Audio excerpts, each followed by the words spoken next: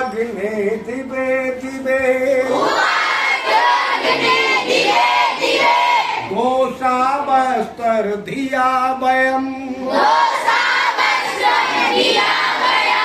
नमो भरन्तु MC उपास्तु अग्ने दिवे दिवे दोषा बस्तर धिया वयम नमो भरन्तु एमसि। ऋग्वेद अग्नि सूक्त का 7वां मंत्र है।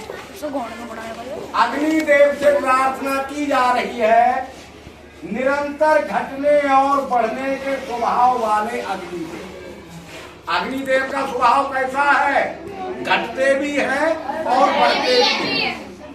अग्निदेव प्रकट होते हैं, घर्षण किया, एकदम प्रकट हुए, घटके समाप्त। मोमबत्ती जली, मोमबत्ती का मोम खत्म, अग्निदेव खत्म, है ना? Yes sir. या कहीं पे अग्नि जल रही है, उसमें थोड़ी सी और ज्वलनशील चीज डाल दी तो बढ़ने का स्वभाव, यानी घटने और बढ़ने का स्वभाव रखने वाले अग्निदेव उपस्थ, है ना? उपस्थ का मतलब छोटा होगा, बड़ा होगा, दोनों ही तरह के हो जाते हैं, छोटे भी हो जाते हैं और बड़े भी। हम अपनी बुद्धि के द्वारा प्रकट नहीं रहते, हमेशा प्रकट नहीं रहते, घर्षण से दिखाई तो दे जाते हैं, लेकिन तुरंत ही गायब हो जाते हैं, तुरंत अदृश्य हो जाते हैं, लगातार प्रकट नहीं रहते और फिर अंधकार हो जाता है। जब वो प्रकट हो जाते हैं, अदृश्य हो जाते हैं तो अंधेरा हो जाता है, जब वो प्रकट हो जाते हैं तो प्रकाश हो जाता है। ये अग्निदेव का स्वभाव। हम अपनी बुद्धि के द्वारा आपको समान रूप से प्रकट रखकर, हम अपनी बुद्धि से आपको हमेशा प्रकट रखें ताकि हमें दिखाई देता रहे, हम प्रकाश में रहें, अपने गुण और दोषों को समझने की सामर्थ्य प्राप्त करें। जब हमारा मस्तिष्क प्रकाश में होगा, हमारे मस्तिष्क में प्रकाश होगा, एक तो बाहर का प्रकाश है, एक अंदर का प्रकाश है, शरीर के अंदर एक बाहर यज्ञ करते हैं, एक जठराग्नि यज्ञ करती है। शरीर के अंदर दो तरह के यज्ञ होते हैं, एक तो जठराग्नि, दूसरा मस्तिष्क में होता है, दूसरा मस्तिष्क में होता है। वहां हमें अग्नि, ये तो भोजन से चलती है, वो विचारों से चलती है। मस्तिष्क की अग्नि विचारों से चलती है, बढ़ती और घटती है। तो हम अपनी बुद्धि के द्वारा अपने मस्तिष्क में प्रकाश रखने के लिए आपको हमेशा समान रूप से प्रकट रखें, अब अदृश्य ना हो, ऐसी शक्ति हमारे लिए तो ये तो हो गया आपका मन। अब इस मंत्र की सत्यता को देखते हैं। इसको देखने के लिए आपको पढ़ाई लिखाई में भी जरूरत पड़ती है। यहां से आप समझेंगे कि हमें क्या करना चाहिए, क्या नहीं करना चाहिए। अगर इस मंत्र के हिसाब से चलना शुरू कर देते हो तो आपको सफल होने से कोई रोक नहीं सकता।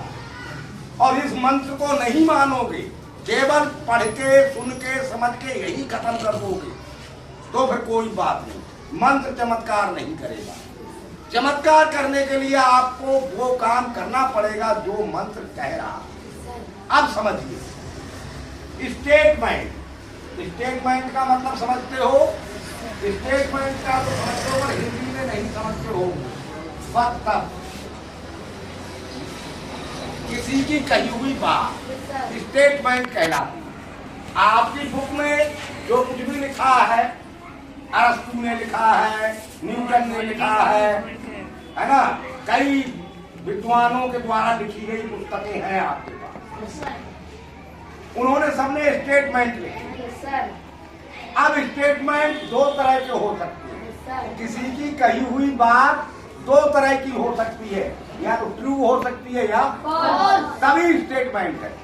अब कोई बात ना ट्रू है ना फॉल्स है, वो स्टेटमेंट नहीं होगा।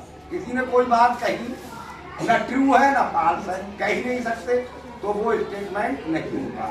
स्टेटमेंट उसी को कह सकते हैं, वो या तो सच हो या हम कह देंगे भाई ये बात झूठ है, ये बात सच है। अब ट्रू स्टेटमेंट होते हैं दो तरह। एक तो यूनिवर्सल, जिसको कोई झूठ कह ही नहीं सकता, जिसको कोई झूठ कह ही नहीं सकता। सूर्य पूरब में निकलता है, यूनिवर्सल ट्रूथ है या नहीं है? और एक ट्रूथ ऐसा होता है जिसको सिद्ध करना पड़ता है, जिसको परखना पड़ता है कि जो बात कही गई है वो सत्य है या नहीं। अब हम एक यूनिवर्सल ट्रूथ हमने लिख दिया है, अग्नि से प्रकाश उत्पन्न होता है, ये यूनिवर्सल ट्रूथ है या नहीं है? इसको कोई मना नहीं कर सकता कि अग्नि से प्रकाश उत्पन्न नहीं होता, ये बात झूठ है, ऐसा कोई नहीं कह सकता। एक सेंटेंस हमने इधर लिख दिया है जिसे प्रूव करना पड़ता है। सुखमय जीवन के लिए अग्निदेव की कृपा चाहिए। अब इसको कुछ लोग तो कहेंगे सही है और कुछ लोग कहेंगे सही नहीं है। जो अग्निदेव को मानते हैं, जो अग्नि को देवता मानते हैं, वो तो एकदम कह देंगे बिल्कुल सही बात। और जो देवी देवताओं को नहीं मानते हैं वो कह देंगे अंधविश्वास है। हम मेहनत करेंगे तभी तो सुखी रहेंगे। अग्निदेव की पूजा करने से सुखी कैसे रह लेंगे?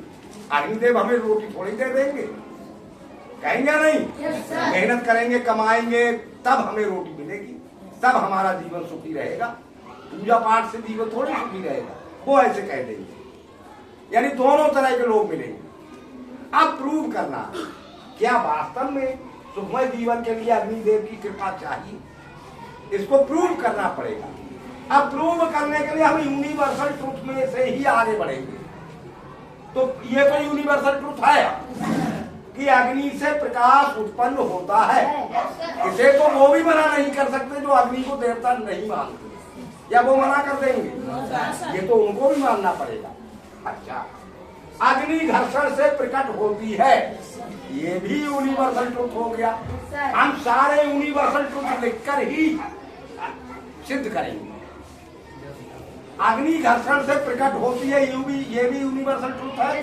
कोई और तरीका नहीं है अग्नि प्रकट करने का, या है? घर्षण से ही प्रकट होगी, जहां कहीं भी होगी। फिर उसके बाद अग्नि से अग्नि कितनी भी प्रकट हो जाए, लेकिन स्टार्ट जो है वो घर्षण से ही होगा। अच्छा, अग्नि को निरंतर प्रकट रखने के लिए ज्वलनशील पदार्थ चाहिए। अब अग्नि घर्षण से प्रकट तो हो जाएगी, लेकिन उसे निरंतर प्रकट रखने के लिए उसे जलाने के लिए कुछ चीज देनी पड़ेगी जो उसमें जल सके, तभी तो प्रकट रहेगी। और जैसे ही ज्वलनशील पदार्थ समाप्त होगा वैसे ही अग्नि भी समाप्त हो जाएगी। समाप्त नहीं हो जाएगी, अदृश्य हो जाएगी, या नहीं? तो ये भी यूनिवर्सल ट्रूथ है। अग्नि उपयोगी और अनुपयोगी दोनों तरह के पदार्थ जला सकती है। आपके नोट को भी जला देगी या नहीं जला देगी? आपने जो घर में से कूड़ा निकाला उसे भी जला देगी, जो अनुपयोगी है, जिसे आप अपने पास रखना चाहते हो, जो आपके उपयोग की वस्तु है। अगर अग्नि को दे दी तो वो ये नहीं समझेगी कि ये आपके उपयोग की है, इसे हम ना जला, वो उसे भी जला देगी। आपके उपयोग की नहीं है, जिसे आप फेंकना चाह रहे हो, वो आपने अग्नि को दे दी तो अग्नि उसे भी जला देगी। अग्नि दोनों ही तरह की वस्तुओं को जला देती है, या नहीं? ये भी यूनिवर्सल ट्रूथ है। अच्छा, नंबर 5, हम अपनी बुद्धि से विचारों का घर्षण करें। कोई समय ऐसा नहीं है जब हमारे मन में कोई विचार नहीं आता। आते हैं विचार। अब हमने आपको दो फोर्स पढ़ाए, फ्रिक्शनल फोर्स यानी ये घर्षण की बात चली रही है।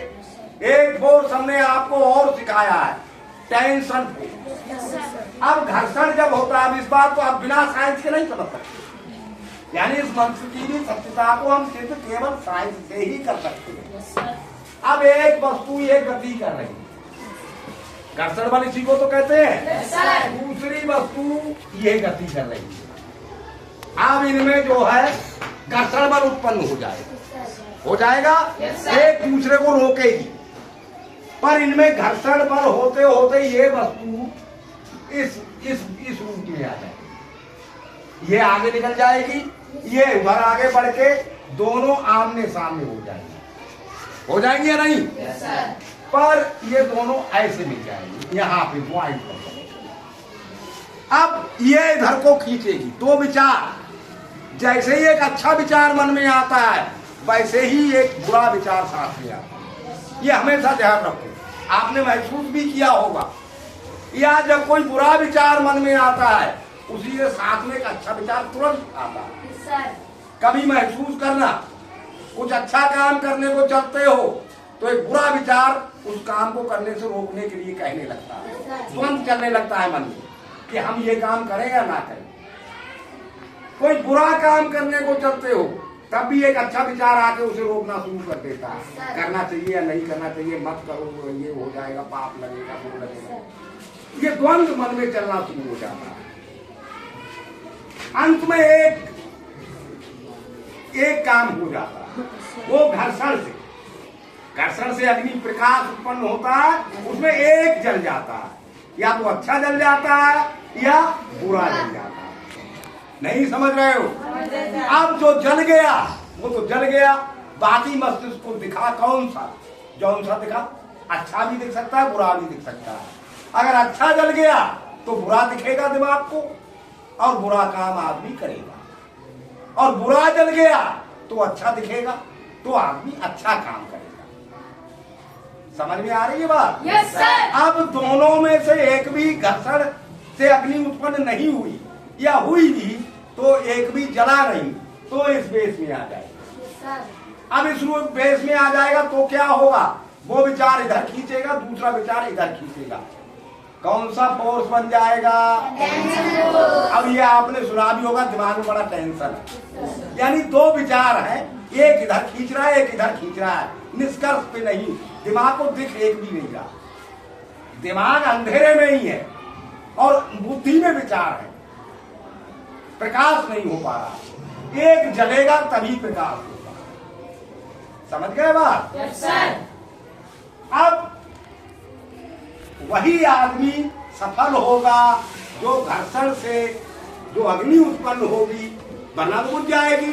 घर्षण हुआ, अग्नि उत्पन्न हुई, एक विचार नहीं जला तो अग्नि बुझ जाएगी, दिमाग को कुछ नहीं दिखेगा, टेंशन हो जाएगा, केवल टेंशन रहेगा। और एक जल गया तो या तो आदमी अच्छा काम करेगा या फिर बुरा करेगा। अब ये बुद्धि को कह रहा है कि हम बुरे विचार को उस अग्नि में जलाएं। जो दो विचार आए, अच्छे और बुरे दो विचार जो हमारे मन में आए, उनमें से घर्षण से जो अग्नि उत्पन्न हुई उनके से, उस अग्नि से हम बुरे विचार को जला दें और अच्छे विचार को रहने दें। उस बुरे विचार की अग्नि से जो प्रकाश उत्पन्न होगा तो उसे अच्छा विचार दिखना शुरू हो जाएगा और हम अच्छा काम करने लगेंगे। और यदि हम अच्छा काम करने लगेंगे तो सुखमय जीवन हमारा हो जाएगा या नहीं हो जाएगा? yes, sir. तो सुखमय जीवन के लिए अग्निदेव की कृपा जरूरी हुई या नहीं हुई? हुई जरूरी। yes, sir. अब आपको क्या समझ में आया? आपके पास ये सबके साथ होता है, yes, sir. दो विचार, बुरे काम करने की सोचते हैं तो अच्छा विचार रोकने के लिए आ जाता है, अच्छे काम करने की सोचते हैं तो बुरा विचार रोकने आता है। अब आप लोगों को भी यही चाहिए कि बुरे विचार को जलाओ और अच्छे विचार को रहने। समझ गए? yes, sir. अच्छा, अब चमत्कार के बारे में सुन लो। एक चमत्कार हुआ है, जब से मंत्रों के साथ पढ़ाना शुरू किया है तब से अब तक के बीच में एक चमत्कार हुआ। वो चमत्कार है, एक बच्चे को हमने किसी दिन क्लास के बाहर निकाला था। वो बच्चा कौन था? खड़े हो जाओ, घबराना नहीं है, खड़े हो जाओ, डरना नहीं है।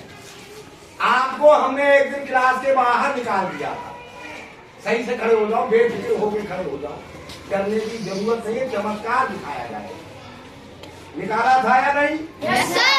आप बोलो, कैसा लगा? जब क्लास से आप बाहर निकले आपको कैसा लगा? अच्छा नहीं लगा, तकलीफ हुई, और फिर हमें भी तकलीफ हुई। बाद में हमें भी तकलीफ हुई, आपको भी तकलीफ हुई। अब हुआ क्या था, निकले कैसे थे, हमने आप लोगों को सिखाया था अग्नि घर्षण से प्रकट होती है, सिखाया था या नहीं? अब देखिए सत्यता और दिखाई देगी आपको। और हमने कहा आप एग्जाम्पल के लिए अपनी उंगली को हथेली पे रगड़ के देखो, यही तो कहा था। तो आपकी उंगली गर्म होने लगेगी, यानी इसका मतलब है घर्षण से अग्नि उत्पन्न होती है। फिर 1-2 दिन के बाद हमने पूछा आपसे अग्नि कैसे उत्पन्न होती है, तो इन्होंने जवाब दिया तंबाकू रगड़ने से। किसी बात पे तो बाहर निकाले गए थे। अब हमने इनको बाहर निकाल दिया। फिर हम वापस पढ़ाने के बाद शांत मूड में आए, शांत दिमाग किया, इनके बारे में हमने सोचा। हमें कुछ ऐसा लगा कि हमने अच्छा नहीं किया, इन्हें क्लास से बाहर निकल के हमने अच्छा नहीं किया। ये हम 2 विचारों ने घर्षण किया, एक ने निकालने को कहा, निकाल दिया। दूसरे विचार ने जब घर्षण हुआ तो बुरा विचार जल गया, अच्छा विचार ये था कि निकालना नहीं चाहिए। अब इनके अंदर भी 2 विचार आए थे। जब हमने आप लोगों को सिखाया कि अग्नि कैसे प्रकट होती है, घर्षण से, अपनी उंगली को हथेली पे रगड़ के देखो गर्म हो रही है, तो उस समय सबने देखा। अब इनके मन में भी 2 विचार थे कि ऐसे तो तंबाकू रगड़ी जाती है, उंगली से ऐसे ही तो तंबाकू रगड़ी जाती है। अब 2 बातें थी, वो बात जैसे रहते हो वो बात इन्हें याद रहेगी। अग्नि घर्षण से प्रकट होती है, उस विचार को इन्होंने जला दिया उसी वक्त जब समझाया गया। समझ रहे हो नहीं?